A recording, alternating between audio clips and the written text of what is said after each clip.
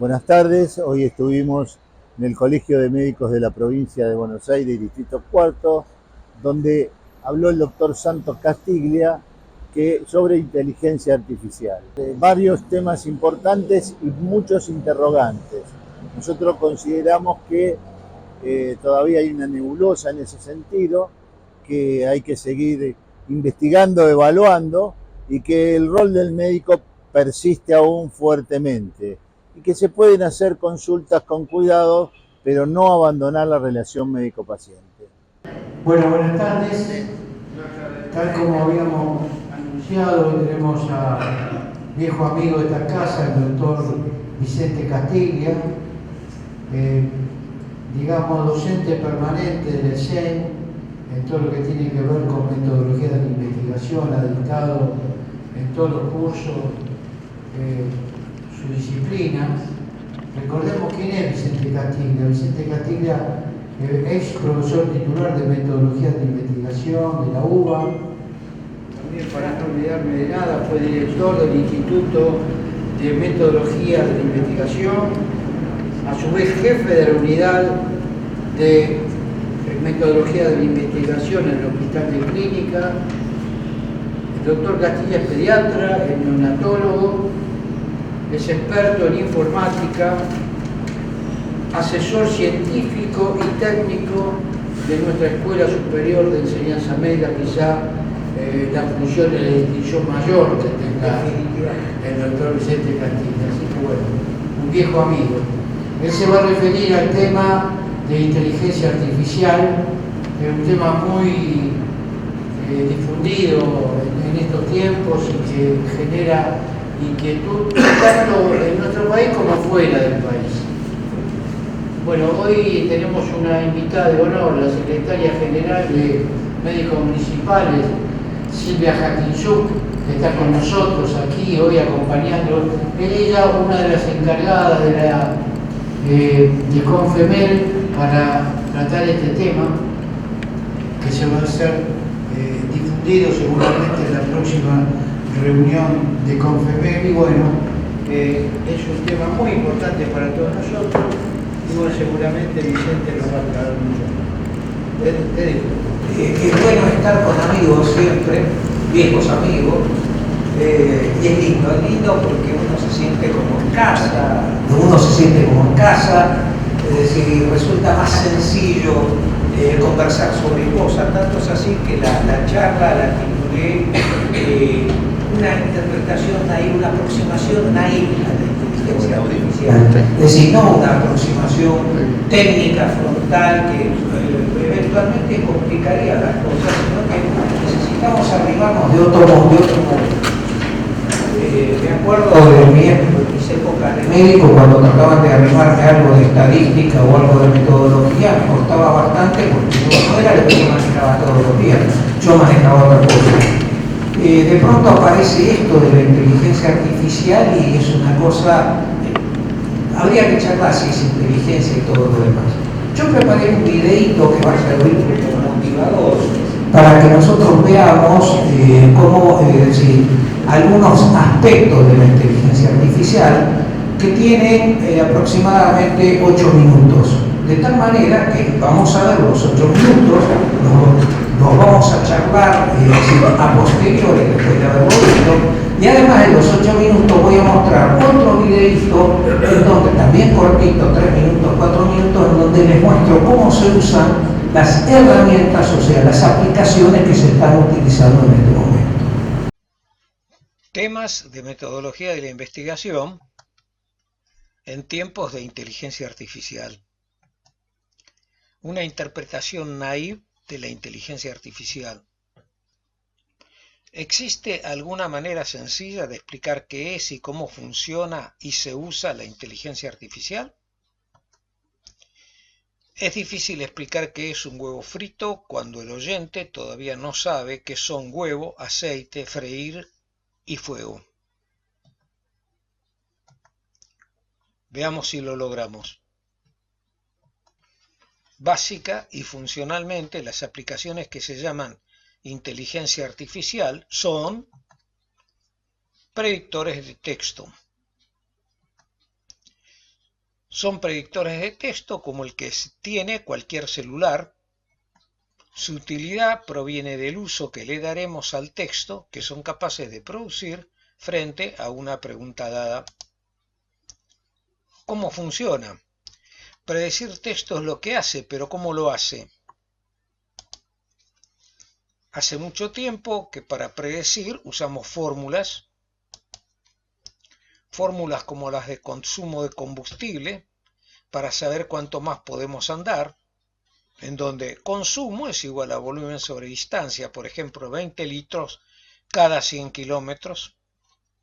Fórmulas como las que usan los investigadores en farmacología cardiológica, por ejemplo, presión arterial igual a 120 más 0,5 por x1 más 0,1 por x2 más 2 por x3, donde PA es igual a presión arterial, x1 es igual a dosis de amlodipina, x2 es igual a edad en años y x3 es índice de masa corporal.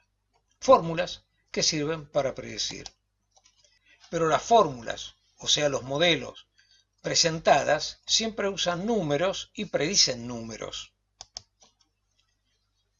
Pero ChatGPT, nuestro modelo de inteligencia artificial, predice palabras. La genialidad de los autores del GPT consistió en descubrir que las palabras pueden ser sustituidas por números, códigos, y esos números pueden alimentar fórmulas que devuelven los números, o sea, palabras, relacionadas con la pregunta, y entre sí, en un orden sintácticamente coherente. El enunciado precedente es una simplificación del correcto que estoy exponiendo aquí. La genialidad de los autores del GPT consistió en descubrir que las palabras pueden ser representadas por vectores numéricos, números. Estos vectores alimentan modelos de redes neuronales que generan palabras relacionadas con la entrada, pregunta, y entre sí, es decir, que están relacionadas con la pregunta y están relacionados entre sí, produciendo texto que es la salida, que es sintáctica y contextualmente coherente. Es de destacar que las fórmulas que diseñaron tuvieron un rendimiento superior al esperado.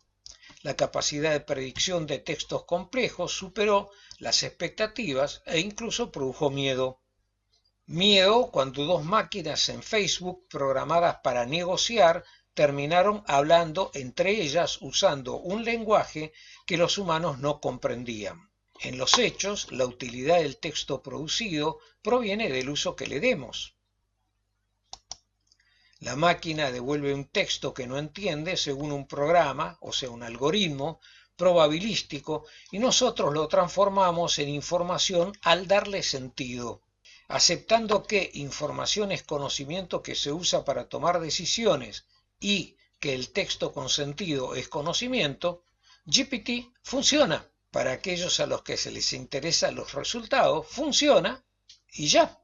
Es cierto que también son inteligencia artificial, el reconocimiento de imágenes, la toma automatizada de decisiones, el control de robots que no tienen salidas textuales, pero eso no afecta al concepto primordial que todas las órdenes terminan teniendo un equivalente escrito.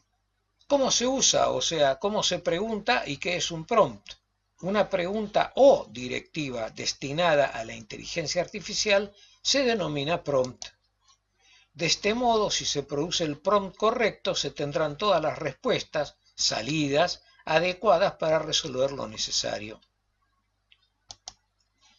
Cuando le pregunté a ChatGPT cuál es el mejor formato que hay que darle para obtener un prompt eficaz, respondió: para crear un prompt eficaz, es importante ser claro, específico y proporcionar suficiente contexto para que se entienda claramente lo que se requiere. Aquí tienes algunas recomendaciones. Recomendaciones para un prompt eficaz: claridad. Asegúrate de que tu pregunta o solicitud sea clara y directa. Especificidad. Proporciona detalles específicos para evitar malentendidos. Contexto. Ofrece contexto adicional si es necesario para entender la solicitud. Estructura. Utiliza una estructura lógica y coherente. Propósito. Deja claro el propósito de la solicitud para guiar mejor la respuesta. Ejemplos, si es posible. Incluye ejemplos para ilustrar lo que necesitas. Recomendaciones operativas para un prompt eficaz.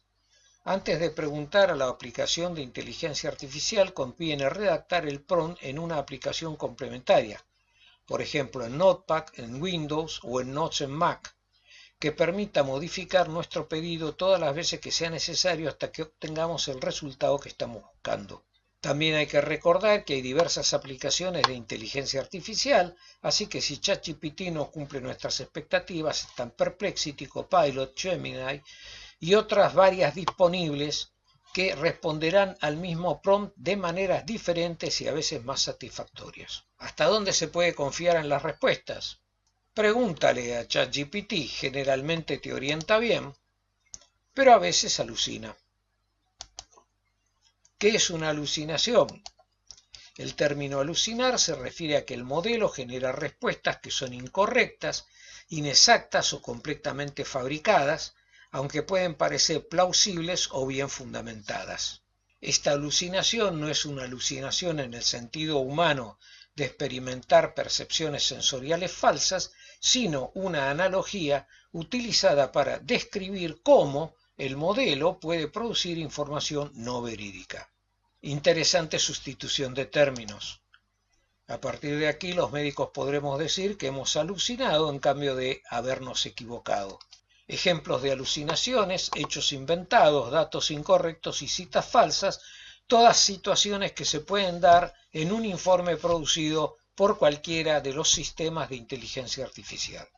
En conclusión, las alucinaciones de ChatGPT son un desafío inherente a los modelos de lenguaje basados en datos grandes y variados.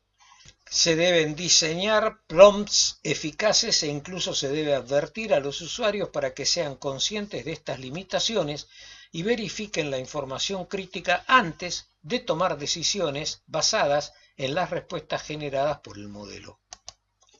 Las aplicaciones de inteligencia artificial se deben usar como una herramienta complementaria y nunca como una fuente única de información, especialmente para decisiones críticas o información altamente especializada.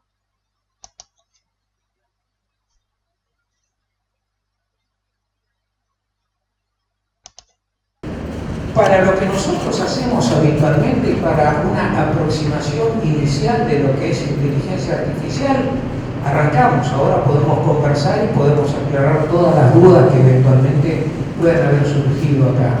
Pero la mejor manera de conocer esto es abalanzándose sobre la computadora, o sea, ahora lo pueden hacer en el celular, en cualquier lado, lo pueden hacer en la tableta, en cualquier lado. Es decir, tiene una serie de ventajas que les permite poder operar de una manera muy eficiente y pueden aprovechar prácticamente todo lo que aparece. Bueno, hoy ha sido una jornada con una cantidad muy importante de asistentes. Se habló sobre inteligencia artificial y realmente hemos tocado muchísimos temas que aún desconocemos. No sabemos, por lo que explicó el disertante, la realidad total de la inteligencia artificial. No sabemos cómo va a seguir la inteligencia artificial, pero nosotros tenemos un conocimiento actualizado de lo que ocurre y sabemos parcialmente cómo manejar esta supuesta herramienta para nuestra profesión.